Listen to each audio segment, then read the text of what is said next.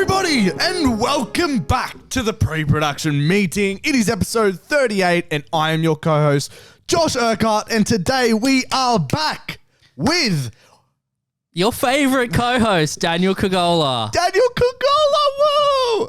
Oh no, wrong one. You know what? I give up. Dan, How are you?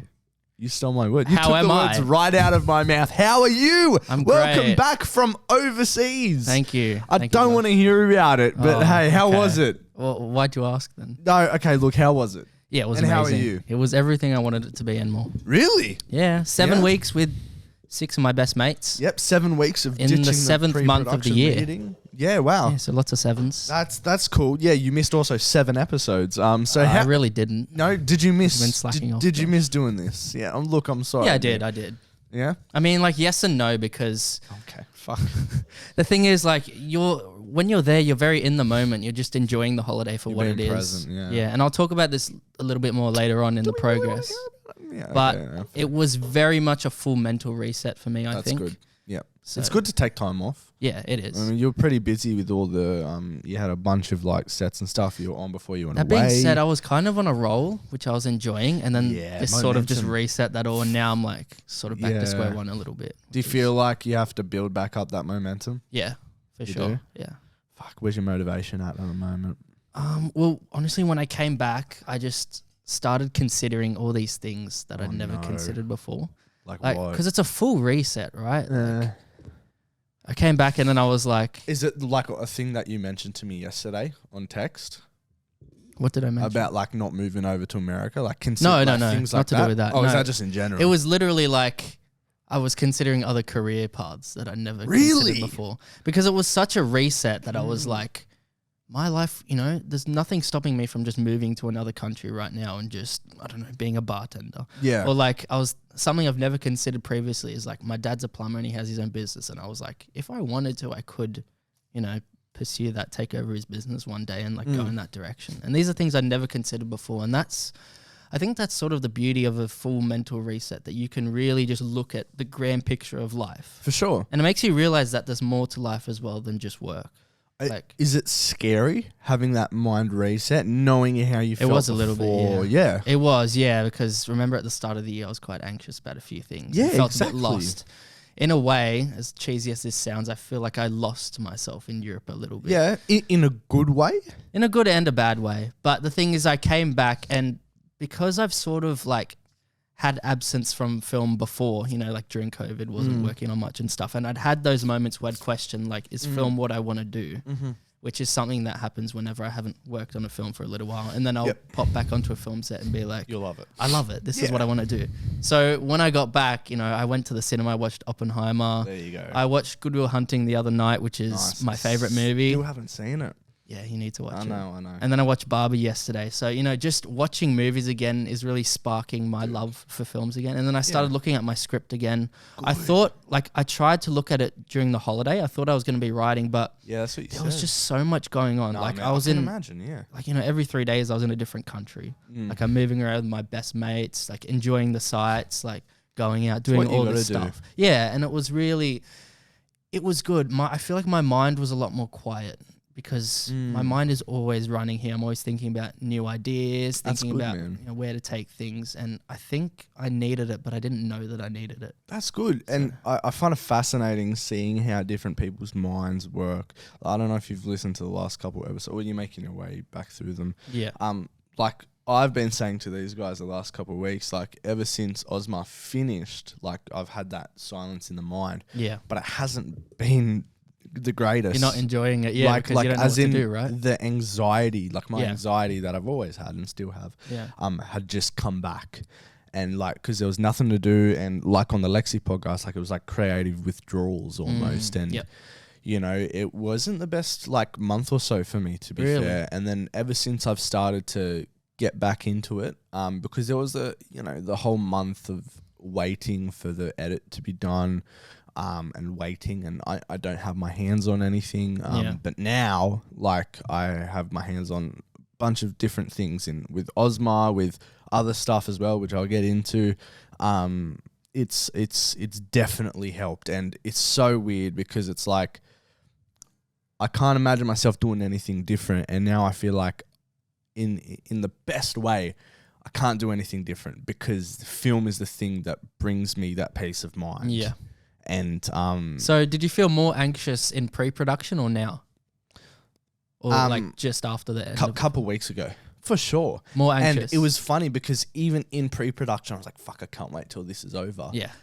But I think I took that for granted. Yeah. Which is so fucking weird to say. I know exactly what you're talking about. It's so weird because that's like a good anxiousness. Yeah. Whereas like I just have anxiety in general. Like I've dealt with it my whole life. Yeah. But and then because I hadn't dealt with it for ages and yeah.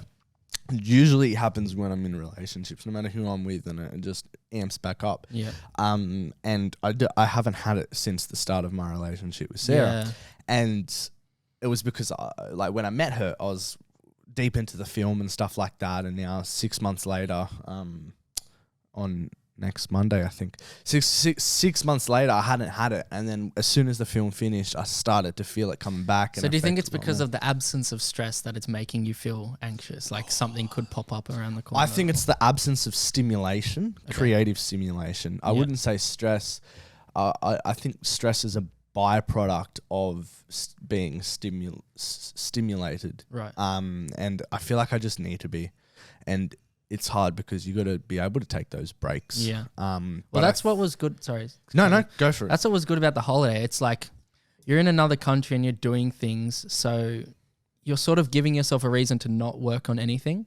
I think you get the most stressed, at least for me anyway, when I'm like at home and I have the time to work on something and I'm not working on it. That's when I get the most stressed and I start to put myself down. But if I'm on a holiday, it's like I can't work on anything and I'm thinking about other things. Sure. So you can really just take that time to become immersed in what you're doing. And you know what? I think that kind of route would work for me as well. Yeah. Whereas if I'm at home, like just not doing anything is worse. But if I was overseas, like stimulate. Yeah, exactly what you said. But man, I'm excited to hear like your changes of perspectives and stuff in the progress. But overall, you're happy to be back? Or Yeah, now I am. It took a couple of days because it just felt weird to come back. Like things were mostly how I remembered them, but looked a little bit different, if that makes sense. Like I went into my room at home and I was like, did it get bigger? Like, I don't know. It just looks like certain things just look weird, like the same but different. I don't know, it was weird.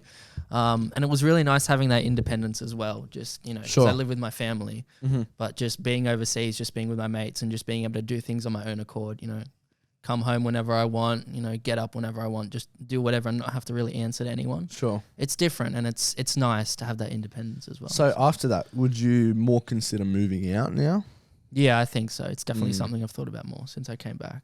Fair enough. It's hard. Yeah. It's hard when you get a taste of that independence and then you go back to, you know, your family and mum's telling you what to do every 2 seconds. Yeah, like, fair enough. Fair. But, you know. There you go, mate. Well, since you've been back, let's get up into the wrap-up of the week. Yeah. Since you've been back, you tell us what you've been seeing, what you've been watching, mate. Or maybe what you've watched on the plane over there, the plane back. What new media, new stuff have you seen? Yeah, so I really wanted to watch some cinema over there, like French cinema or something like that. I tried to go to the movies when I was in Croatia, but they didn't have anything playing that was in English.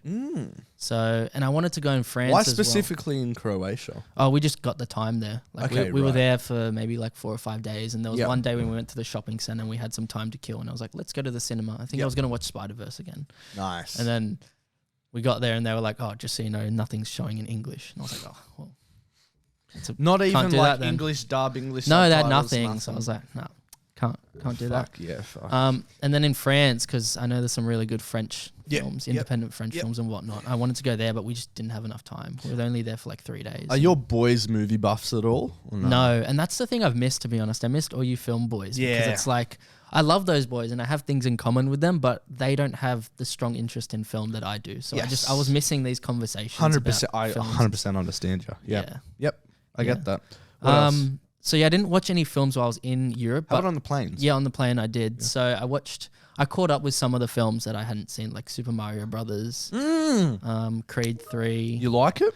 Yeah, it was short. It was very simplistic. But as you said, it's for kids, you know. It does what it's supposed to do. Yeah. Something I find funny is like with American films, I feel like Americans almost act as if they're the only country in the world. They do. So it's like they've taken these Italian characters and made it that they live in New York and stuff. And I'm like, do we need to act like it's very America's much the only country in the world? It's very much so, just like what we're seeing now. Apparently, aliens only like to land in America. Exactly right. Nowhere else in the Yeah, world. Yeah, I get what that you're kind of saying. thing, What yeah. else? So I watched Creed 3. I love the Creed movies. They're all good. quite similar, but just Yeah, for good. sure, you know, for like sure. I love the training montages. Third it's a one G was up. different. Yeah. It had very lots of anime references and stuff. Like it had you an think so? anime feel to it. Yeah, That's like what I Michael guess. B. Jordan was saying. that he Yeah, I referenced guess it. that bit where they're fighting and like everyone disappears and it's just them two in the ring. Yeah, And like the exactly. slow motion. And the yeah, sweat. Yep. Yeah, I can definitely see that. 100%. No, it was really cool. I think Michael B. Jordan did a great job directing that one. I haven't seen the Rocky films actually though. Yeah. So I've only seen the Creed films. I've only seen Rocky 1, maybe Rocky 2. Yeah, okay. Are they good? I assume they're good. Yeah. Yeah, okay. Yeah, they're good. They're just your normal, like, standard boxing movies. Mhm. Yeah. Very oversaturated kind of genre. Yeah. But they're good. That's where it all started. So. Yeah. I watched Puss in Boots as well on the way there, which I've noticed that a lot of animations now are copying the Spider-Verse 100%. style. You know, you've got the new The Ninja Ninja Turtles. which I'm very excited to see, by the way. Yeah, it looks good. And then I saw yesterday when I was watching Barbie the ads before. There's this new Disney movie called Wish coming out. Saw that, Yeah, it has the same sort of animation style, that comic book look. I love it. It's good. It's good. Yeah. Yeah, it's just interesting to see that when something kicks off, you see all these sort of copycats. Well, like, once you see them making billions of dollars, Yeah. it's like you're going to try to do whatever you do to get the money. For sure, yeah, for sure. I watched this movie called 9 Days, which is like this like low budget drama. It was actually very interesting. I hadn't heard about it before. I just saw it on the plane. My mate told me to watch it. 9 days. It's just about this guy who he sort of looks over, I guess, this place that's like purgatory. And there are different people that come. They're like candidates, and they come through and they have to do a test to try and see whether whether they can be elected to become a human on Earth.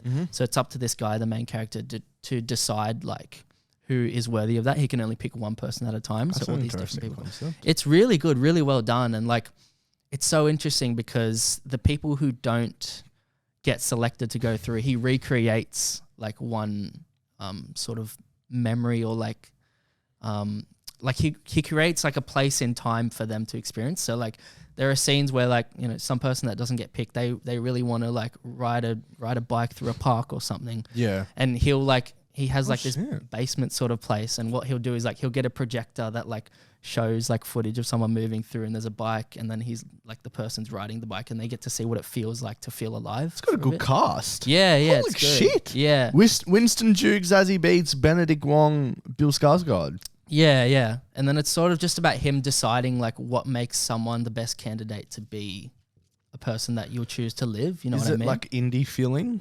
Yeah. Like Yeah. it's a drama. It's like slow burn. Yeah, cool. But yeah, it's really, really good and 89 on impactful. Rotten Tomatoes. Yeah, I really rated it. No, what's it on?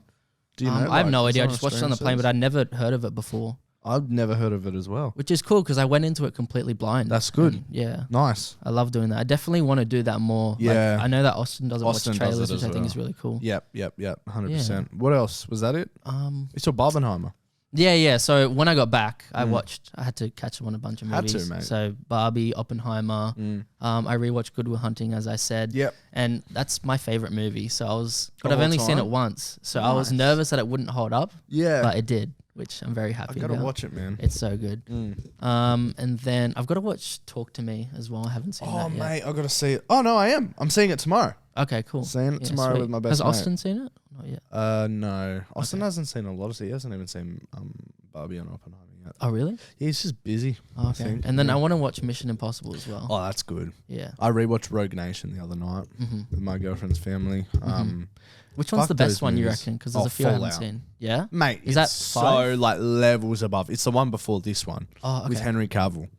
Oh, okay. Is that the one with the bathroom fight? Yes. Okay. It is I need to watch that one. levels above everything. One of the best Really? action movies I've ever seen. Damn, I think okay. it. Where does it land on my list? It lands somewhere on my list. Let me find it for you. It lands number 12 of all time, possibly even higher. Tom Cruise is a maniac. He's I love him. dedicated. He's He dedicated. is. Yeah. Thoughts on Oppenheimer and Barbie?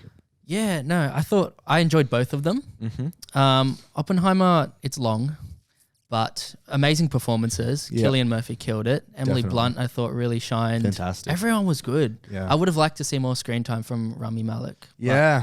I guess, if you're important to the story, you're important. And it was just such a loaded cast as well. I know. Like, I laughed when Josh Peck. popped up, just to press the button. That's like 3 seconds of screen time. Oh, what a legend. But sometimes with these movies that are very dialogue heavy and it's just an exchange of information, I tend to zone out a little bit. And that's what I did, yeah. And like, it's funny because with scenes like that, right, I think they know that a lot of the audience do zone out. So you'll notice something that they do is like, they'll have the characters going back and forth, blah, blah, blah, dialogue exchange, whatever. Yeah. And then like there's a bit of jargon, bit of like ambiguous lines. And then one character says, so what you're telling me is if I press this button, the bomb will explode in 30 seconds. And then the other character goes, that's correct. So it's okay, now I know what this scene is about just from that one line, which is usually at the end. Yes. Or you'll have like an emotional line. And Christopher Nolan usually has like a dolly push or something on a character. He does, it's like, you're not emotionally ready for this, Oppenheimer, because you can't deal with having an affair. I don't know, whatever. And it's like Spielberg does the same thing with the dolly push. So you can see visually and you can... It's a visual cue to let you know this is important. Yes. And like you'll hear as well just the simplification of what they're talking about. So you go, oh, this is the crux of the scene.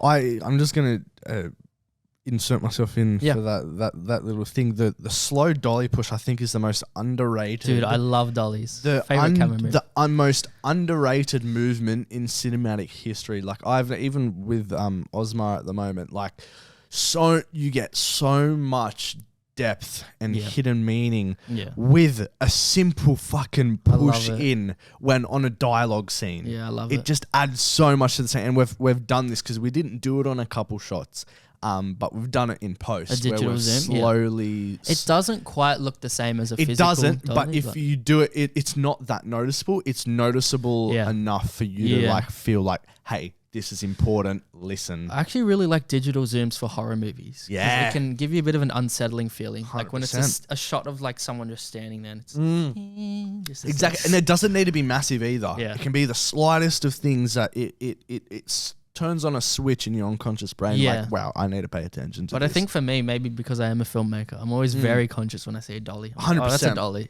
100%. I better pay attention to what this is. Better pay attention. But yes, so were you confused at all during Oppenheimer or you... No, because there was so much dialogue, I went and looked at the plot afterwards and I was like, oh, I thought I'd probably miss bits and pieces, but I didn't really miss anything. That's good. That's good. I missed the whole last hour, yeah. Did you look it up later or? Yeah, well, my girlfriend tried to explain it to me. I still didn't understand. Like the whole plot twist and everything. I didn't get the whole... I got the whole movie up until he detonated the bomb. And then after he detonated the bomb, I didn't understand the whole Robert Downey Jr. Yeah, thing. okay. Basically, to summarize, it was just that Robert Downey Jr.'s character, or spoilers, the person that he's playing, spoiler alert, just wanted to remove Oppenheimer's political influence. I now realize that. Yeah, and it's so simple, but they overcomplicate it, I feel like. Yeah. I don't know. You start talking about politics, you lose me. That's fair enough. And I said it in last week's podcast, which isn't out yet. I apologize for the delay. We've had a lot of problems with editing and me getting a dodgy version of Final Cut Pro years ago and not having that anymore. So I've switched over to DaVinci Resolve and we actually haven't released it as we're recording this one. So that's why it's taken so long. Sorry, continue on. Yeah, I'll admit I don't love movies that are just, political and just talking the whole time, just exchanges of information. Like, it's a TV show, but Game of Thrones is a lot like that. Yeah. Or like, what was I thinking? Oh, The Irishman. Like when I watched that, and it's very long as well. Like if you're gonna make a movie like that, just make it 2 hours tops, I think. And like, there's only so much you can do with like they're in one room. Yeah.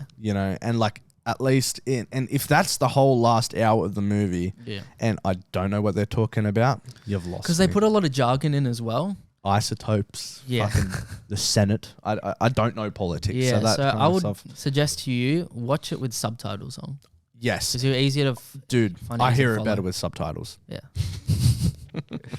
Especially, the other thing is Nolan's sound mixing isn't the best. No, it isn't. I was actually expecting it to be way worse than it was. Yeah. But like Tenet, fuck me, I couldn't hear that movie, bro.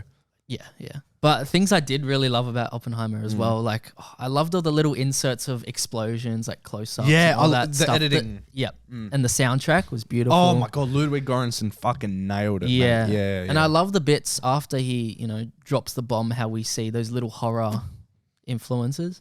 Like when he's talking to the crowd and then there's like that jump scare. and the background it's like having a fit. warping. Yeah. I thought that was really, really cool and well done. What did you give it? 3.5? Yeah, 3.5. Yeah. What about Barbie? I gave Barbie a 3.5 as well. Yeah. I think on a technical level, Barbie was brilliant. Oh yeah. I really love the production design, how they made it look like you're actually in a toy world. The themes as well, Yeah. how beautifully they're portrayed. You know, the director wants to communicate a message, and I said this last week. And Yeah. she's done that. So what are your perfectly. thoughts on that? The message that's portrayed in it. It's her voice, Yeah. her opinion, her view, her perspective on Yeah. the world. I don't have any problem with it. Yeah. I like it. I like it a lot how she was able to get her message across. And you don't really have legs to stand on. I mean, you can have your opinion on it, but at the end of the day, it's somebody else's view on the world, and you can't crack them for it. You know. That is true, but that being said, like it's $1 billion movie, and I think when you're making a movie that has that much influence, you also have a responsibility to send a certain message out, right? Because lots of people are going to be watching that. Not saying I disagree with it, but I think because I think Greta Gerwig is an amazing writer and director. She's And I think- did she helming the write new Barbie? Narnia movies. Really? Coming out. Yeah. For Netflix. And yes, she did write it. Yeah. Yeah. And like I think there's a lot of subtlety and satire in the film that I think will go over people's heads, and I think that's why people are arguing about it a lot. See the like, Zack Snyder joke? The Yeah. Snyder cut? Yeah. Fuck, that cracked me up. Yeah, I was not good. I was expecting WB it either, having that little last shot at Zack sure. Snyder Yeah. in fucking Barbie. I'm like, Yeah. it felt almost a bit too out of place. Yeah, But for sure. that was funny. Yeah. No, I've just had debates with people about whether it's like the film is man bashing or like what it's sort of going for. I don't think so. I don't think it is. No. If you really look deeper into I it. feel like if you're reacting a certain way to it, then you're the exact person who she's portraying in the movie. Potentially, yeah. Yeah. I don't know. I didn't have any problem with it. I view it from a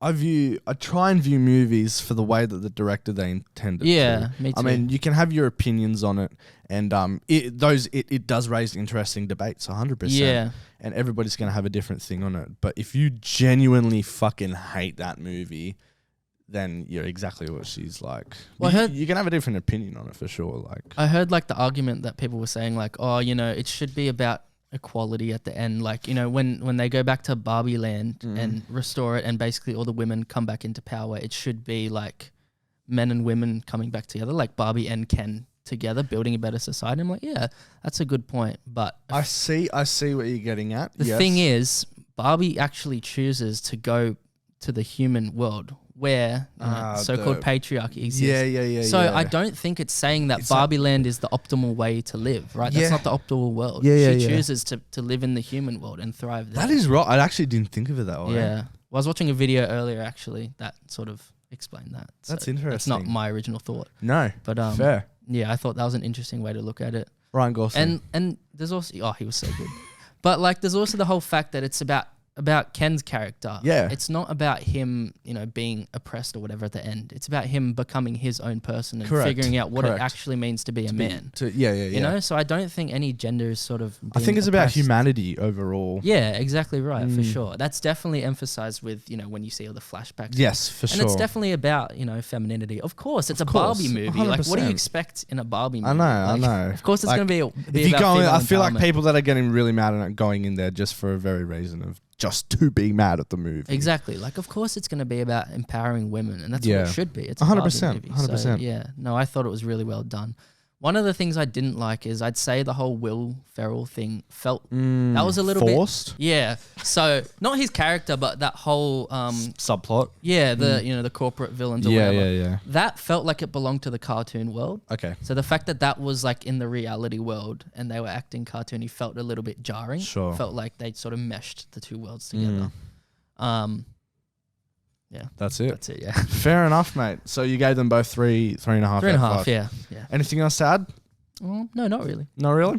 Cool. I haven't really seen that much this week. I watched the last Indiana Jones before the new one, which I'm seeing today.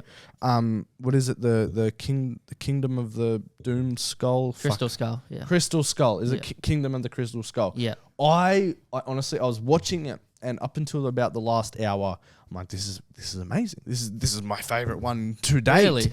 And then the CGI fest started in the jungle, and it just took me out of it. And then the whole like things about aliens, I'm like, what the fuck is this shit? And like Indiana Jones isn't renowned to be the most like, grounded franchise. Yeah. But it just went. It's sort of like somewhat grounded like adventure film. Yeah, and then they touch on fantasy elements. Yeah. But I think Crystal Skull went too much into like sci-fi. I watched this video about like the making of it and just how it was doomed from the fucking start. And George Lucas wrote it, but it went through about 6 different writers. Right. And they took aspects of those 6 different scripts and put them into one. So which is why it feels very over the place. All these set pieces were from 6 different scripts that obviously the studio liked and wanted to mesh them into one script, which is why the tone's very all over the place. And, I don't know. I really liked moments of it, like really, really liked moments of it, and then just didn't. So I can't remember what I got. I think I still gave it quite a good rating. It was only I gave it a 4 out of 5. I was like, it was so good and promising. The whole CGI fest dropped the ball for me in the final act. Yeah. I think they've also, I haven't seen the new one yet, but I'm assuming they dropped Shia LaBeouf. Oh, they did. Yeah. Okay. Because Shia LaBeouf like came out and did some comments against how that Indiana Jones that he was in. He was like, what was it? He's like, I did the whole fan base wrong. Like the movie was bad. Right. Okay. Like this and that, and they just decided to kind of like a him. John Boyega situation. Yeah. What for? Like Star Wars? Yeah. Well, I mean, he's yet to be. He came out the other day and said that he wanted to be in more Star Wars stuff. Oh, really? But after his comments, I don't know. We'll see. But I finally made my way through it. It's a very enjoyable series. It's good. The Indiana Jones. It's weird because now I would have to say, I don't know. I don't know what my favorite one is. They're literally all on the same fucking. Yeah. I don't think Raiders is the best one.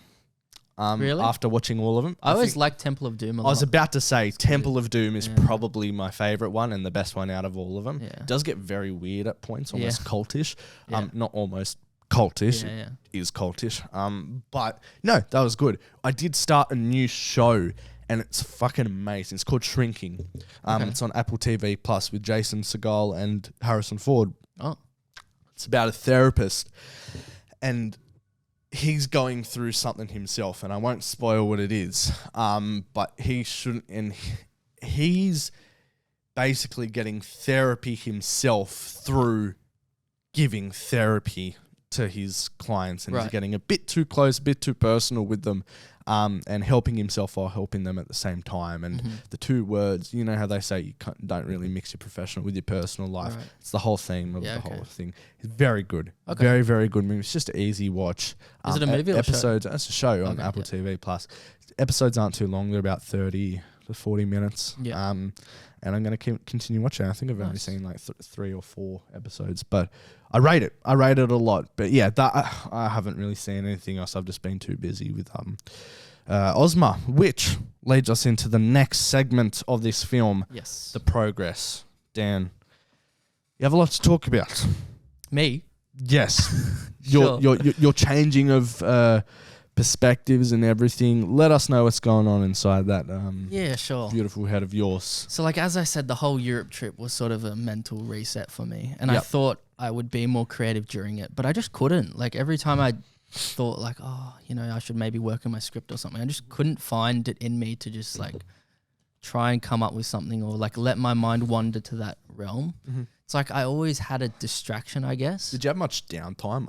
Not really. That's the thing, because it's like I was always surrounded by my mates. You know what I mean? I was rarely ever just alone. There were a couple mornings where like I'd wake up before everyone and maybe go for a walk and get some coffee or something. But even then, you're like being immersed in what you're looking at, like the new culture going around, meeting people, doing whatever.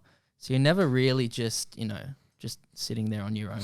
It would have been different if I did, you know, some solo travel or if we were spending longer in each place. Sure. But because it was so fast choppy, paced, there was just always some sort of stimulation, something to think about that wasn't like filmmaking. Oppenheimer. What do you mean? Fast pace, always something to think about. Yeah. There you go. Sure. Yeah, so when I got back, it was just like, oh, okay. I honestly felt a little bit lost. I was like, where do I go from here? And then started to look at my scripts again, started to get into that headspace of just thinking about films again. Yeah, I am now. I mean, I've only been back for 4 or 5 days.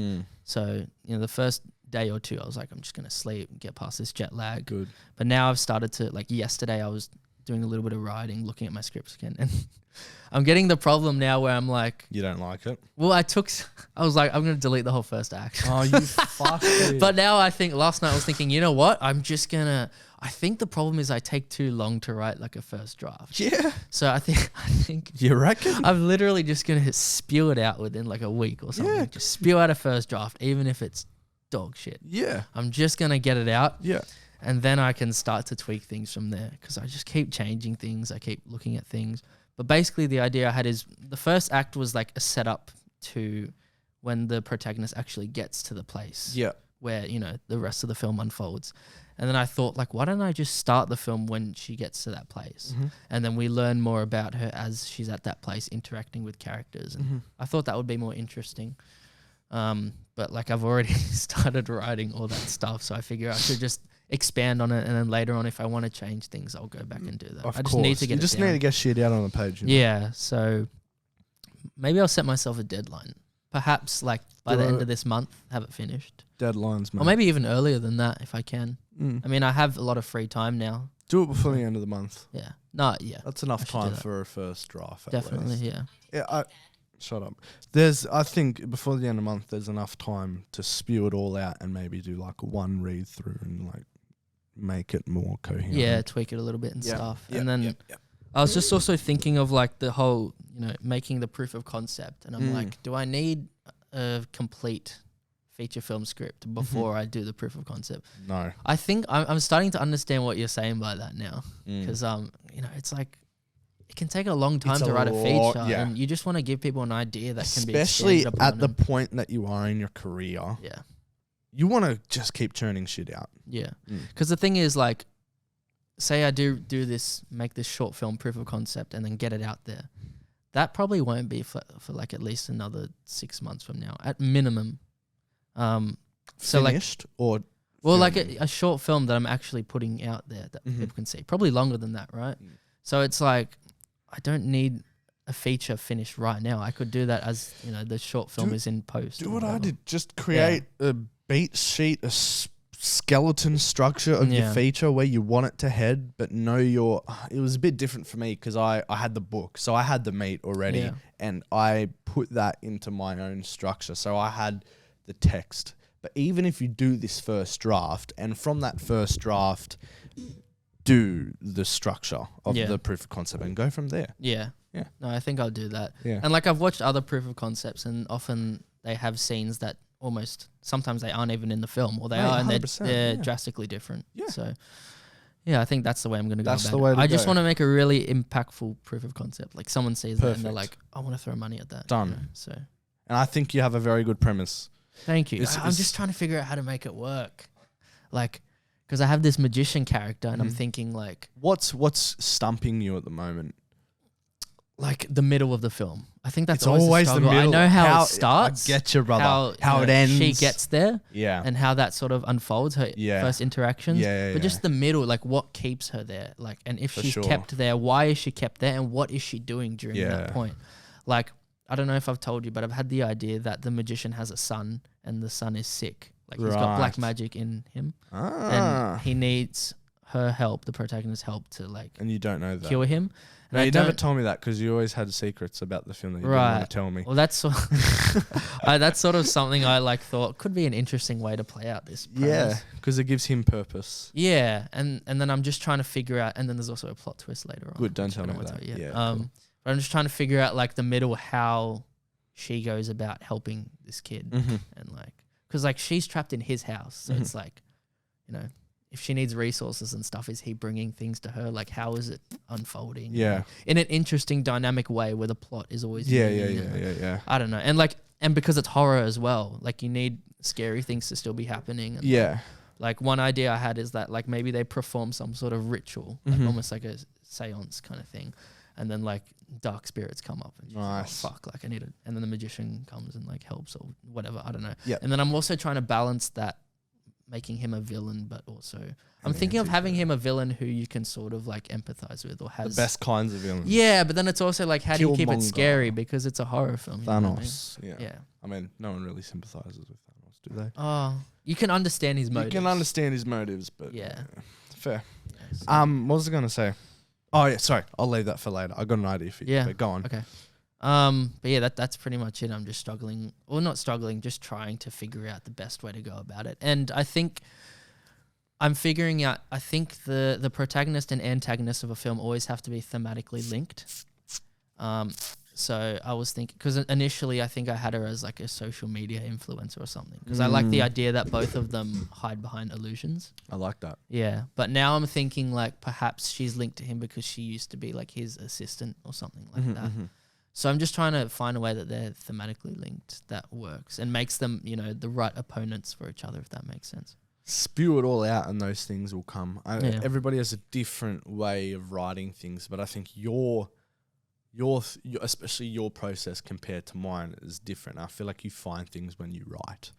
At least you just got to get it out at least, man. You just got to get it all out and then you can twist things and see. First, see if you have the meat for the whole film. And but I totally understand when you say the middle part is the hardest. It's the hardest, yeah. It is, man. Because it's so easy to come up with where you want someone to start and where you want them to end up. Yeah. It's all about what kind of things can we put them through to get them to the place. And it's always the hardest, man. It's the longest act of the film as well. 100%. So It's always the hardest. Anything else you want to add? no, I think that's it. Did you do your travel video also? No, like I took footage when I was there, but it's more for memories. I didn't like, before I went, I was like, do I want to make something cinematic? And then I was like, what for? Because then you get stressed about, Yeah, you do. you know, You getting lose, the perfect shots and stuff. And it's like, I just want to enjoy the moment. You know. Did you record it on your phone? I bought like a vlogging camera, Okay. a Sony one, and I did a little bit of test footage before I went. But then I was looking at the footage after, and I'm like, oh, some of this doesn't look as good as I would have liked. Fair. But Was it a little like handheld one? yeah, and so also what happened is the first couple of weeks I was like filming heaps on it, but then I sort of got a bit lazy with it and just started filming stuff on my phone instead. Because, you know, you got to be careful of pickpocketers, so you can't take your camera everywhere. Did you get pickpocketed? No, I didn't actually. Any We of were your all mates? good. No, I think because we were a big group of boys, like no one really. Fair. People come up to you and like want to sell you stuff all the time and things like because I had a bum bag with me with stuff in it. I just always had one hand on it to make sure nothing That's good. gets stolen, but we were fine. Nice. Nothing happened. Good stuff, mate. Yeah. So, Anything else? no, that's it. No, pretty much, that's yeah. it. Yeah. Cool, good stuff. Well, I'm glad that you've gotten back into it. The Yeah. transition hasn't been too hard for you because sometimes you take a long break and you're not always guaranteed to get back to the spot that you are mentally. For sure. Do you want to more go and explain that kind of mindset that you're in about changing careers? Because that's something that I have had once, Yeah. and I feel like everybody in this industry may have once in their life. So tell me about when you had it first, and then I'll elaborate. it was definitely I can't remember when exactly it was. It might have been in the COVID down where I wasn't doing anything. I'm like, I don't know if this is the career for me, but I'm like, I don't know. I just don't know how I'm gonna. Yeah. It was the only doubts I've ever had was that one little section. Really? About this industry. And I don't know, it was so long ago, but I've had those doubts of like, maybe this isn't the career for me. Maybe I can still do something to do with film, but not be a filmmaker, working for, I don't know. But then when I think Ozma started up again, and I was like, yeah, no, we're back in. Yeah. But it's scary. Yeah. Like when you think like, fuck, I've spent so much time, I've worked on, all these things for so long, and then all of a sudden you're like, wow, this may not be for me. Exactly, man. And is that what happened to you? Yeah, I don't know. It's really hard to explain, but just going away to a foreign place and just seeing how people live completely different lives and thinking like, if I wanted to, I could do that. And then coming back and I was starting to think like, you know, hypothetically, like, what if I chose a different path in life? You know, like there were a few other things I feel like I could have done if I didn't do film. Like I feel like I would have liked to go into psychology because I really like. I love it as well. Yeah, like how people think. I find that really interesting. Same. Like You're I love, exactly like you know, me. Yeah. giving people life advice and Yep. stuff. Obviously, there's a lot more to psychology than that. For sure. And like, you know, there's a lot of years of study and stuff. And then like also that thing of like, it's a very rewarding way to go, like route of life. yeah. And like I was talking to my dad about his business, like being a plumber and stuff. And Yeah. I was thinking like the things that appeal to him about plumbing would probably appeal to me as well. Because he was explaining that like there's a very logical way you can go about plumbing. Like, you know, it's almost like a Meccano set or a Lego set, right? Like you get these pipes and you put them together. You know, you have to like think of how it's going to work together and fit together to make the project work. And if you don't put it together, you know, there are stakes. Like, you know, the water's going to spew out somewhere it's not supposed to or whatever. So I think I would have found that really interesting and fulfilling. Yeah. And like, I'm also like, I'm pretty good with my hands, like putting things together, and I'm not. Yeah, you are. Not afraid to get dirty because obviously it's a pretty dirty. That's a clip. No, just be mature, Josh. I want to talk about this. Sorry. Obviously, it's a very Just dirty writing that job. note down. It's a very dirty job. Yeah, it is. Because obviously, you know, you're dealing with waste. You're dealing with shit. Yeah, literally stomping around in it. But I've never been too icky about that kind of stuff. So No. I feel like I would have been good. And then there's the whole entrepreneurial side of it as well. Because my dad, you know, owns his own business with 2 other guys. And like, so yeah, like I feel like that would have been a rewarding path for me too. But then I was thinking like, if I would have taken that path, I could have done that at the age of 16. You know what I mean? And I was thinking like, if I were to start that now, I'm 7 years late. Like I could hypothetically start tomorrow if I wanted to. Yeah. And I would have been late to the party a little bit, but like, you know, there's nothing stopping you. I mean, think of like Kieran, for example. He's, how old is he? Like he's older and he's, you know, thriving in the film industry now, and he's just come to it quite late. For sure. So I don't think age is really a thing there. No, not at all. Yeah, like I just started considering all these things, or like, you know, what if I wanted to move to another country and just be a bartender or something? Because like I just found traveling so amazing. Like I love the idea of getting immersed in a new culture and things. Yep. But then it's also like, how long can you do this for? Because I was talking to a mate of mine when I was overseas, and he's like, yeah, it'd be cool to, you know, work in tourism or something like that. But that's not really a long-term career. Sure, man. You know, you get to a point where, I don't know, you're in your 30s or whatever, and you've been traveling abroad for a bit and you don't really have a set place of home. Yeah, and you don't have that career experience. True. You know what I mean? You haven't built something from the ground up. But I guess you could say you've then had the world experience though. Yeah, of course. Like, you know, from a life perspective, I think it would be worth it in its own way. But you're starting from ground zero if you want a career. And like, by the time you're 30, well, at least for me anyway, I'll be thinking about things like starting a family and that. And if I don't have any, same, mate. Yeah. If I don't have any career experience by that time, yeah, it's a slippery slope. It's a bit hard. Yeah. You know what? I've actually been thinking like the complete opposite to you lately. Yeah. Is like, fuck, I could never see myself doing anything else ever. Yeah, that's amazing. I think about it, and it's almost like, fuck, it's a bit scary because I'm like, I don't want to do anything else. Nothing. I need to have this creative I've definitely stimulation. had those thoughts, yeah, too. Like I can't. I don't reckon I would get this creative stimulation that I do with anywhere else. And I feel like I want to, you know, and this is going to, I don't know a good way to put this, but like, I don't want a normie life. Yeah.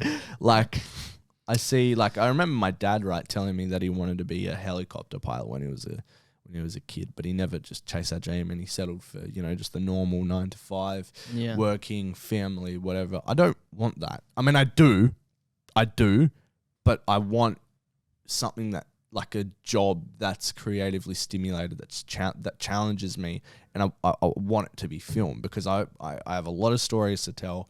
I have a lot of, you know, I don't know if it's gonna make sense, a lot of perspective on life to give, and I just don't feel like I could do that anywhere else. I agree, but like there are also things that scare me a little bit. Like with a normie job, you know, you get like good hours at least. You have enough time to, you know, come home and do what you need to do and all that stuff. yeah. But like you hear about people working like 18, 20 hours on film sets and stuff, and it's like, I just want to be able to have a healthy mind and body, you know what I mean? So do I. That's the bit that like worries And a healthy me. family life. Yeah, I don't want to, well, you know, be worried about driving home, like falling asleep on the highway and crashing or something, you know? Oh, well, okay, I don't really Well, think that's that happened much, a but- lot. And that's why there was this thing that happened like a few Yeah. months back with America. All the unions got involved because people were dying in car crashes because they weren't getting enough sleep on film sets and stuff. Like, it's an issue. I don't want to have to be concerned about that. Yeah, I want to do what I love and at you're least so get enough sleep. Like, and have a good family life to go home with, and you're not away all the time. exactly. And I think and this is like what I was saying and what we talked about the other day about like not moving to America. Yeah. Like as much as you know, a lot of people do. Like I think you just have to from the very start, like say. This is what I want. Set boundaries and like you never know. Like we don't know. Like there could be a very high possibility that we could make a living doing what we love here in Australia. Yeah, well, that's the Especially thing. the industry's forever growing, forever changing. Yeah. You don't know what it's going to look like in 5 years. We Mate, have. Yes, Yeah, sorry, I go was going to say we have much better rules and regulations here in terms of how much time you get for turnover. And Exactly, things like that, which exactly. is really good. But I just worry that like we don't have as much of an industry here as we do. That's true. That's true. But you know also what? you can travel and go make a film, come back. Yeah. You know, it's, but see, I don't, and I think this is the beauty of it, because I feel like if you did have a set in stone, like instruction manual, like this is what you have to do to get to this, then I feel like that would be a bit scary, knowing what you have to sacrifice, knowing what you have to do, this and that. But because we don't know how it's going to end out. Do you like that uncertainty? I do. I love it. Really? I love 'Cause it. I'm in two minds about it, bro. See, Like, I love the uncertainty because Yeah. it means that I can still continue doing what I want to do until I get to the point of certainty. Scares me in the industry. Yeah. I feel like, you know, and I'm loving what I'm doing at the moment. Like Yeah. I have a stable job, you know, still able to do what I do. And honestly, I could do this forever, but at a point you have to take a step and get closer to actually doing it in the industry. Yeah, But of course. you know what? That's a later problem. I genuinely think that if, you know, what we want to do and how we want to do it is up to us. And I feel like you will always find a way. You will always find a way. And you don't know where that is, what exactly it is. But I'm definitely like, I've said this over and over again, like especially in this industry, I'm not prioritizing work over family. Yeah, that's good, man. And, like, I think that is a very important I thing. I totally agree with respect that, actually. people that make massive sacrifices and stuff, but like and people like you have to move overseas or whatever, like that's cool. You can do that, right? But and like I don't know if it's just me, and I don't know if it's possible. Like there's massive opportunity. You can go to America and work for fucking whatever, like Warner Bros. And make the biggest movie ever, but you have to break up with, you know, your wife and leave your kids and not be there part of their upright. That's just not how I'm functioned. So Yeah. whatever career that I have in the future, family will be first. Family's the most important thing. I Like, agree. I don't give a shit how people say you have to make all these sacrifices. They can do that. But for my career, I don't know how it's going to turn out. But I know for my sake, it's going to turn out with family first. That's good, man. That's really good. Yeah. I agree So, wholeheartedly. there you go. All right. Do you want to hear my progress? Sure. What I've been working on. So I have been doing all the VFX. I showed you a bit of it today. Did you do that in After Effects? I did all of it in After Was it easy? Effects. Yeah, it was. But it was time consuming, of course. Yeah. But I had a bit of After Effects experience in high school, because the first film that I ever made, I needed After Effects for it, and I wanted to make a film and enter it in this high school competition, and my teacher was like, I'll give you After Effects for free if you enter it in the competition, because I originally didn't want to do it. I'm like, okay, cool. And I spent hours and hours teaching myself After Effects like in high school, so I know the basics of it, but I still followed tutorials, and like I understood most things, and it was actually really cool. It was really fun. It's just stimulating again. And yeah, I finished all the VFX for the movies. I still might touch a few things up here and there, but I'm very happy with how it's turned out, and it saved me lots of money, which is really good. What else am I doing? I may be the sound designer. It may end up that I'm having to sound design the film, which is fine because I've already created do you know the website Frameo? Oh yeah. So I put the thing on there and I created notes for Kieran anyway. Okay. So every single little like sound design aspect, I already have a structure to follow. So it's easy as buying a library of sound effects and putting that in. Yep. Then after that, Connor's agreed to color grade it to save me heaps of fucking money on a color grader. So now he can color grade the film. Once Lockie puts the VFX in, send it over to Connor. He's going to color grade it. In terms of mixing, right? I inquired to this place which I knew did mixing for Soul Haven. Haven. Yeah. They quoted me 2,600, which my budget was only 1,200. So I was like, oh fuck, I don't know. Anyways, I then at work, my boss was like, I can probably get you to mix it here, at Channel 10. And one of the guys there would mix it, but I won't bet on that. So I emailed James C. Emailed David, and straight away he got back to me, passed my message on to the audio department. Then I got about 10 emails of people that wanted to mix the film in my budget. One of them being our old sound lecturer, Adrian Belinsky. Really? Okay. And he was like, hey, I can mix it for you. Let me know the specs, blah, Really? blah, blah. And I'm like, how cool is that? Wow, there Full you go. 360. Our sound lecturer wants to mix the film. So we'll see how we go about that. I'm not sure. It doesn't need to be mixed. Did you give him October. the quote? I haven't done. Yeah. I gave them all the quote of the 1,200. And he was like, I'm happy to do it. Yeah. That's sick. Exactly. So, and it's a bunch of students as well that have inquired, and they're like, hey, you can do like a free test. I can send you 5 minutes if you're happy with it. Yeah. We can continue it. Oh, And cool. they're all quoting me like lower than what I said anyway, because they all want experience and stuff. Yeah. And it's perfect experience. But I specifically said to David, only give it to people that are professionally proficient. Because of course. You want it to the movie sound is legit. professional. Yeah, bro. So yeah, I want it to sound good, but yeah, I don't need to worry about that till October. But I have heaps of people to choose from, which is really, really exciting, really good. Had a spotting session with Federico, our composer. Spotting session. Yep, Is that over what in it's Rome. That's when you go through the movie and you talk about what you want when you want it. Yeah, okay. And that was like a 2-hour call.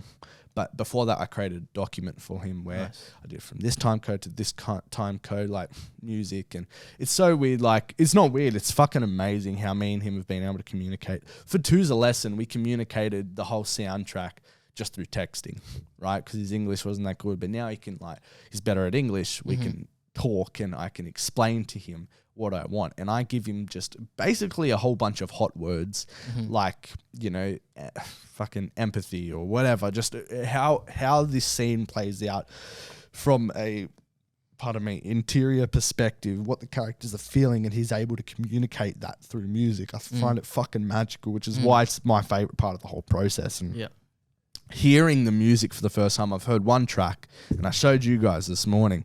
And I'm fucking in love with it. And Sounds great. I gave him a bunch of reference tracks for each kind of thing. Was Dune one of the references? Dune was one of the reference tracks. And something else that we're doing really good, not really good, but like something else that we're doing because it's really hard to find the balance between, like, sometimes it's best with no music and you don't want to overdo it. Like Oppenheimer, there was music basically all the fucking time. And sometimes it gets too much because it affects your like viewing, and the pacing just feels very like you're always like in it, where sometimes you just need time to breathe. Yeah, I agree.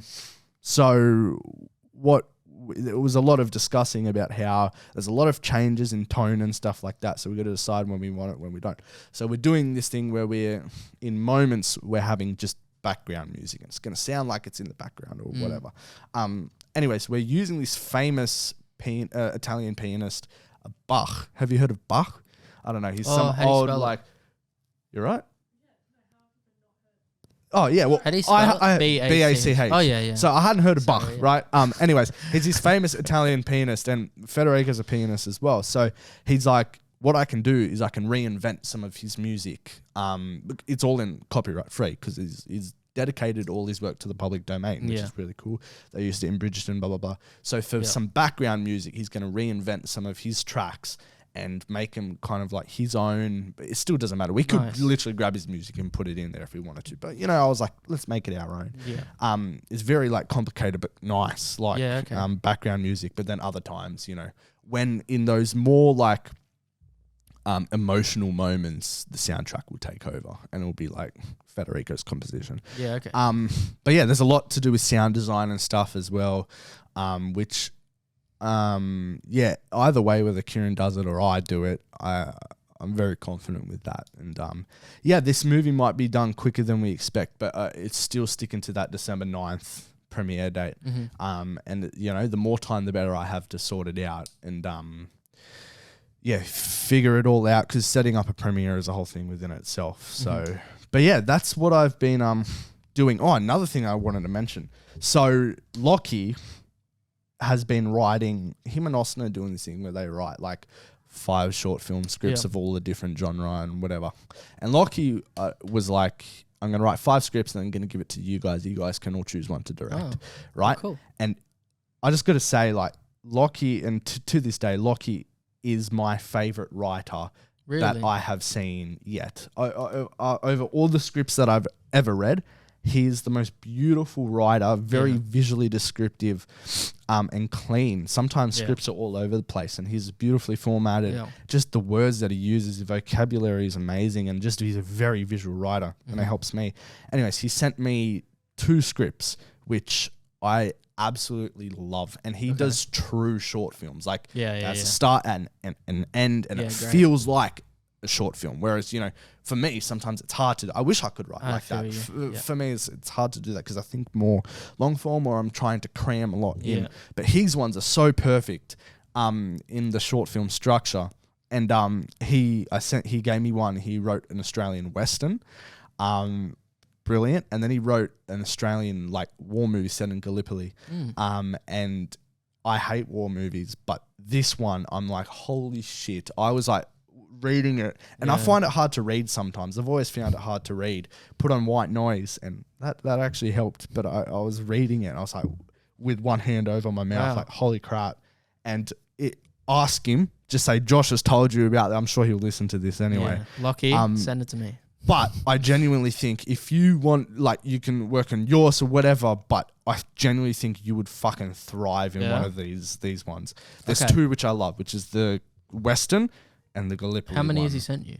2. But I love it, and I feel like you could direct one, I could direct one, we could both help each other, like help produce or whatever, Lockie help produce. But the thing as well about this is they're both Australian stories, which means grants would be easier to get, which is very, very important. And they're both amazing. They're both fucking so incredibly written. So I want to read them. 100%. Some of the best scripts that I've read for short films. So keep an eye out, guys, because that might be something, because I got coming next year as well. And then the what? The what? Have you not? Oh no, it was in the. I haven't. Oh. You said you were going to announce it. Oh, right. Well, you can bleep that out. So, I mean, you hear it in last week's podcast, but I've had a session with Taha to work out the next film of mine. And we had like a 6-hour session where we went back and forth coming up with this script. And it's honestly, I think, the best thing that I've ever worked on. Amazing. And we've come up with the story of it. Like I said, we still have to figure out this middle section of it, but it's so depth and densely layered and just beautiful. The story is so sad, so emotional, but satisfying. And that's going to be my next short, which I'll be doing next year. I originally said I wanted 2 more films, but going off how much they cost to make, I think The Horologist will be my last one, so then I'll have a trilogy at least. Well, what about this one that Lockie? Well, that's what I'm saying. But now Lockie's giving me this. I'm like, holy crap, like I see it's different. There's 2 ones that I really love. The first one is a nice little like story, or they're both nice little stories, so personal, and they both hold very different themes. But the Gallipoli one has more meat on it. I can visualize it, and when I read a script and I can visualize how it's playing out, that's what I had with Ozma. I could visualize how everything would be playing out. Same with his scripts, and it's just the way that he writes as well. But the Gallipoli one, I see so much meat on it, and it's like how I could take this and like direct it, and that's very, very important. So, but then again, I think the Western one would be much easier to make. So I don't know. We'll see. The Horologist, and then maybe this next year. Okay, cool. definitely rate It's them. got me excited as well. I want to have a read. Alrighty, cool. Let's move on to the last segment. All right, guys, we have come to the section of the podcast which is the independent variable. It is called the independent variable because just like in a science experiment, the independent variable is the variable that changes each week, and so does this topic. For this week, Dan, what have we got? Celebrity heads. Celebrity heads. This has been organised by our magnificent manager, Indy. Indy, come in. And you're going to explain how this works. So this is her official second appearance on the podcast. Indy, how's this going to work? So pretty much I've made a couple of post-it notes with different characters, actors, actresses. High budget. Yep. Yes. And they're just going to pick one, chuck it on their heads, and in 10 yes or no questions, they're going to have to try and guess who they are before the other person. Nice. Do we have stakes? Ooh. Loser has to pay for the movie ticket. Okay. Done? Yeah. All right. Let's go. Because are you definitely going to say it with me? Well, I mean, I have to buy a ticket, right? Is there a spare seat next to you? I haven't bought a ticket yet. Oh, you haven't? Bro, there's nobody. It's 1 easy. o'clock. And Yeah, easy. fine. So you're going to come? Yeah, yeah. All right, we're going to see Indiana Jones after this, so loser has to buy the movie ticket. All right, Okay. I'll choose first. Okay. Put your little finger in. Wait, did I choose one? Yeah, you did. All right, cool. So am I going first then? Oh, wait, guess. wait. No, Doesn't... no, No, Dan gets now to Dan chooses one. Yeah. So Okay. I'll put it on my head. Can't believe the one that you've chosen. Do I know it? I can't have a look I at it don't yet, know can it. I? No, you do. I do know it. Fine. I think so. Okay. Hopefully. All right, I'll put it on your head. Don't look in your... Josh's celebrity is Ozma. Can't believe Oh, no. Okay. Oh, yeah, that's good. So Dan will put it up on the screen what these characters are. He's not going to know that one. I'm not going to know. Don't look at it. Sorry. Put your finger in. Go. Am I actually not going to know? No, you will. Okay, you're that one. Dan, am I going to know? You'll see. Fucking hell. Dan's celebrity is Samuel L. Jackson.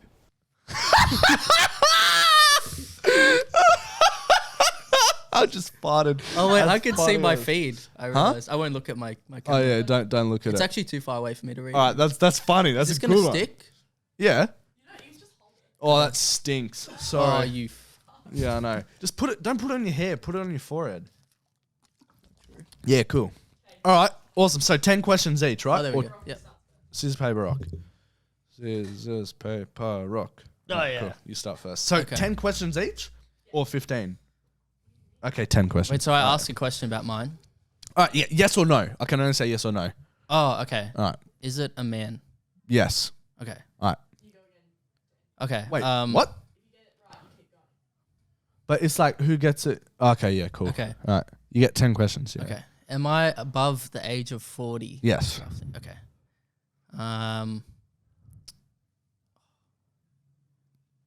Geez, I don't know.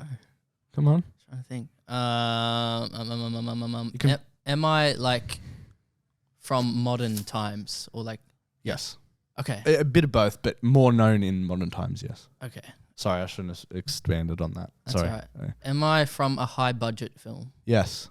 Okay. Jeez, this is hard. Fuck. How many is that on? 4? All right. Okay. Do I have magical powers? No. Okay. All right. So now it's So my you'll go. Am I an animated character? No. Fuck. All right, so back to you now. Yeah. Oh god, I don't even know. It could be anyone. Yeah. Maybe we need 15. I don't know, we'll see how we go. Okay. Oh, yeah, we keep going till we get it, and then whoever gets it first. Okay, yeah, cool. All right, done. Okay. Do I have white skin or like No, a light complexion? no. No. Okay. Your turn. Oh, but he got... Oh, Because if the answer's no, right. we yeah, switch. yeah. You know, all right, cool. Do I have... I'm not going to say the same question as him. Right, okay, cool. Am I in high-budget films? No. What? You'll go. Okay. Am I a character from a movie? No, not what's written. No. Oh, okay. I thought I was this whole time. You're from a... No, but you're not a character. The thing that's written in your head is not a character. Right. Yes. Am I a character? Yeah. Fuck yeah. All right. Am I an animal? No. Am I an animal? No. Oh my god, I have no idea. Oh, fuck. All right. this Am is I a hard. dude? Yeah. So I'm a dude and I am a character and I'm technically in a film. Okay. Am I in sports movies? No. Oh, this is going to take so long. Fuck. Oh, gosh. God. All right, you'll go. Oh, my goodness. I don't even know where to go. Do I have two names? Like a first and a last name, or is it just like a Everybody has a first and a last. But, Like you know, some Zendaya. characters, yeah. Yeah, you have two names at okay. least. Yeah. Right. And And both are written on this? yes. Fuck, okay. Am I known by one name? Yeah. I am. Yeah. Whoa. Wait, if there's an alter ego, I don't know it. What? Alter Like, ego? If this person has an alter ego, I don't know what the alter ego is. Well, it's one my name. turn. No, my I'm turn. telling you. Oh, I'm telling right, okay. you. Okay, right. Your Yeah. character has Cool. one name that I know of, Okay. and that's the one written What on the your head. fuck? Yeah. All right. Are they in a movie that I've seen?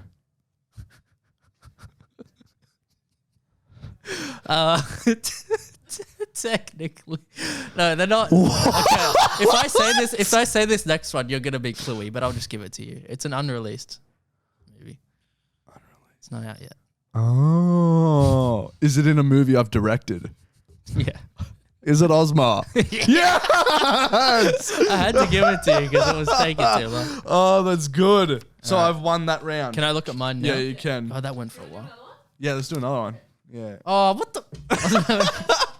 Okay. Oh, that's cool. That's funny. All right. That's good, Indy. Well done.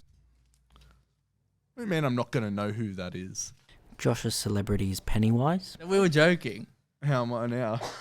Okay. Yeah? Yeah. Okay.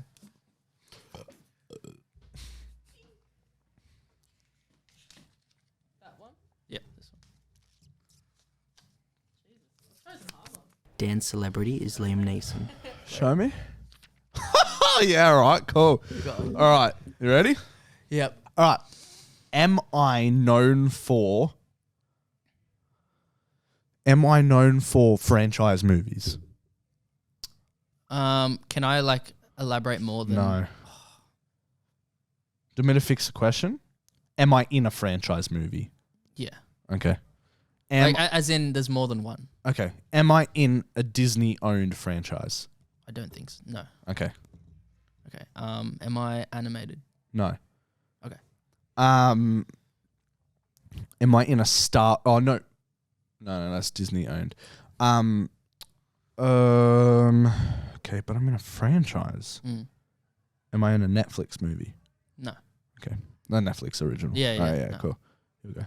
Am I human? Yes. Okay. Am I a man? Yes. Am I above the age of 40? Yes. Okay. Am I an actor? Yes. Okay. Okay.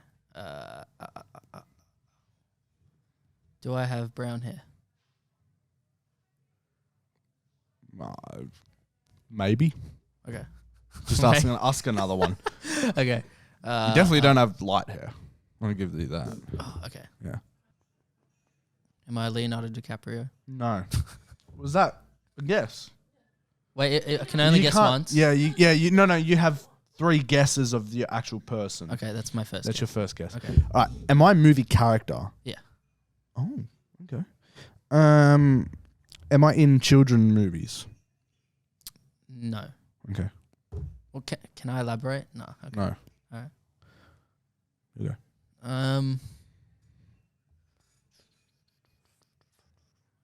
Am I like an up and coming? No.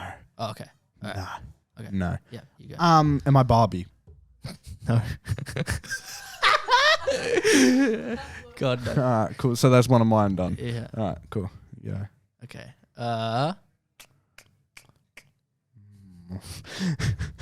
Am I in Tarantino movies? Any Tarantino movies? I don't think so. No. That's not Tarantino. Okay. No. Okay. No. Yep. Okay, so I'm a movie character. I'm a dude. Mm-hmm. Why did I say I was Barbie then? Okay. I'm a movie character. I'm a dude. Wait, You never asked the gender.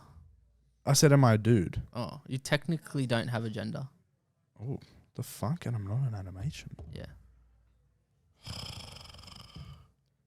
Technically don't have a gender. Am I an animal? Not quite. What the fuck? Like, can I just say, like, something? No. Okay. Oh, you'll go. You really don't want to guess it. I'm a gender fluid character. Yeah. Yeah, in a sense. Yeah, go. Am I in a Christopher Nolan movie? Ooh, I think so, but I'm not sure. Yes, you are. Okay. Yes, you are. Okay. I think. Wait. What do you mean? Just type in the name. We'll come up with movies there. Yeah, no. Yes, you are. Yeah. Okay. Yeah, Okay. you are. Okay. Yeah. Okay. All right. I'll take another guess. Mm-hmm. Am I Gary Oldman? No. Okay, so I'm technically not an animal. Yeah. Technically don't have a gender. Am I of the metaphysical world? Like in the like supernatural world? Yeah. I am. Yeah. Oh, am I ghost? No. Okay. All right. Tension. I think I know what I am. Yeah. What are you? I don't know.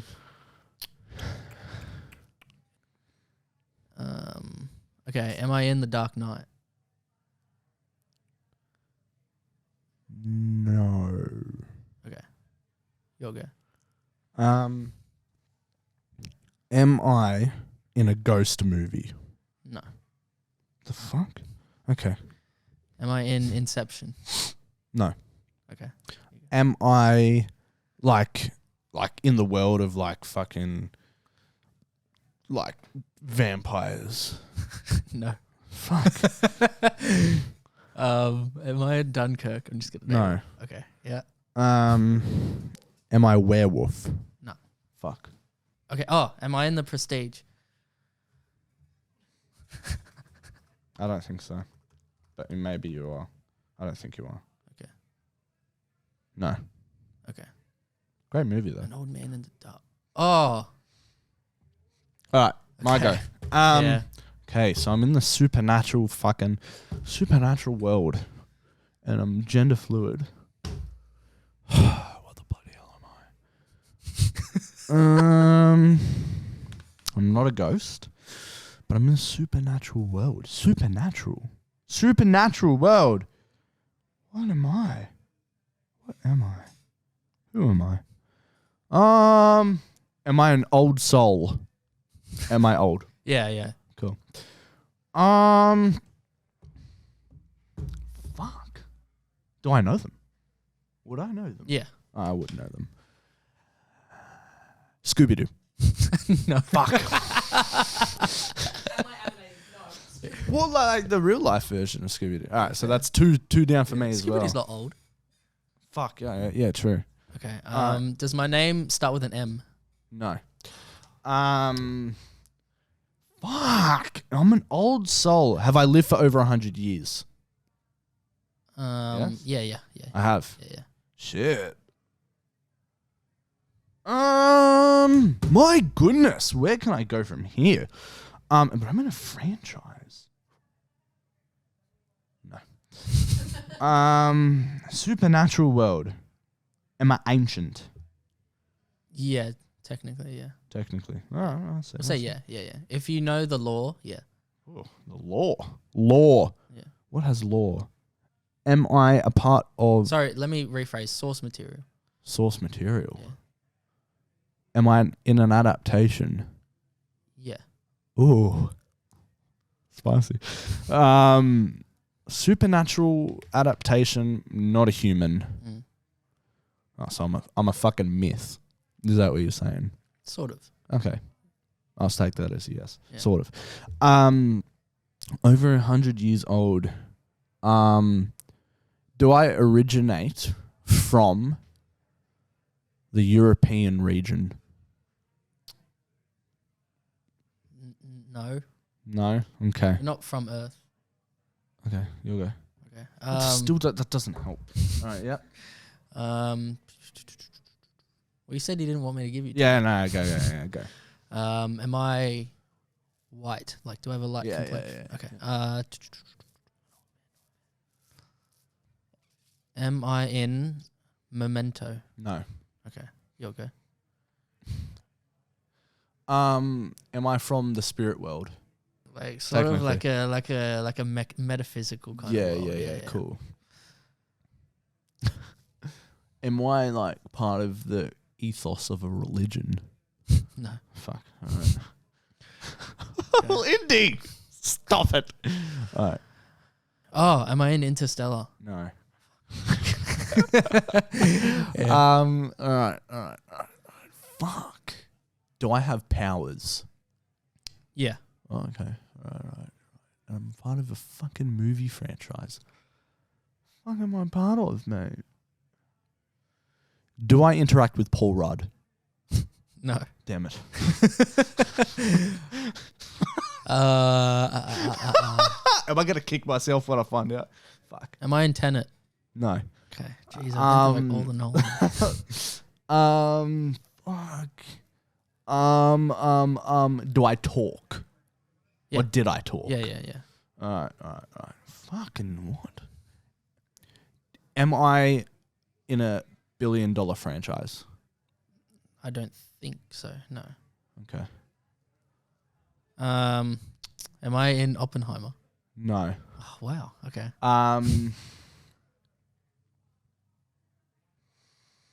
Can I have a clue, or will that just give it away? Yeah. Yeah. Oh. Oh, that might give it away. No. Because I know what quote you're thinking of. That's going to give it away. Just give us like a bit of a clue. No. Yeah. Oh God. Can I give a clue, or do you want to give a clue? Okay. Okay. Yeah. Sure. Go. Yeah. Let's go. I do. Okay. All right.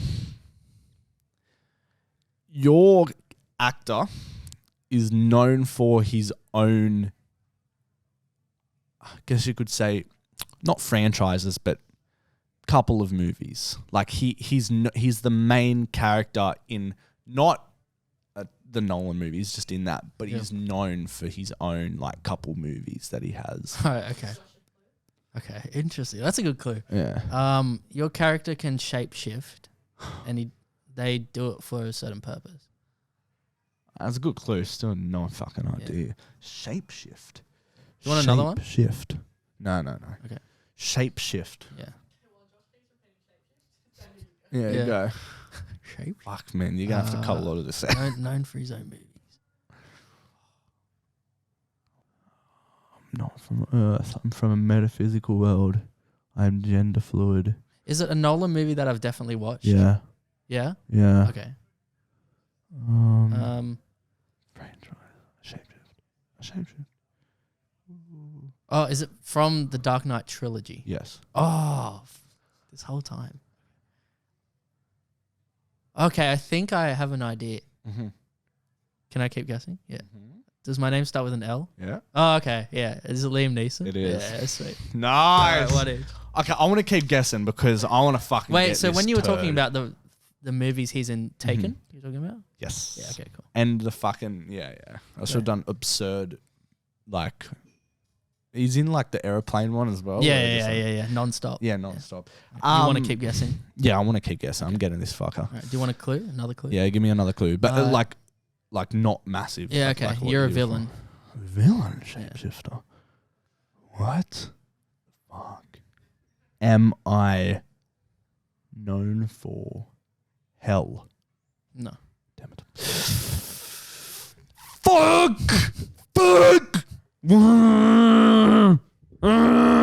Am I a known character from a certain mythos that shows up in different kind of variations of movies over time? No, there's just more than one movie in this franchise. So it's a single franchise. There's not many movies. Not many movies about this shapeshifter. No. Got it. No, I don't. Fucking give me one more, mate. One more clue. Yeah, give me another clue. This will probably help. the person you're opposing are kids. Oh. You Am got I it? Pennywise? Yeah. Wait, what? Tell him it's from a book. Oh, I already told him that. It's an adaptation. Adaptation. Fuck! That's so annoying. Because it's so easy. Oh, I was thinking like I'm like Dracula or Yeah. like Cleopatra or Yeah. some shit. Fuck that. All right, we One more? happy? We're done here? No, we don't okay. have time. Fuck Yeah, that. true. Alrighty, All right. guys. Let's tie a bow with this episode. Awesome. Thank you, Dan. It's great to have you back. Yeah. If you guys want to catch us on YouTube, Spotify, wherever you get your podcast, it's the pre-production meeting. Don't forget to leave us a 5-star rating on Spotify. It helps us in the algorithm and everything like that. If you want to catch us on Instagram, TikTok, the pre-prod pod, and we'll catch you guys next week. Thanks, with another guys. podcast. Peace out. Thank you.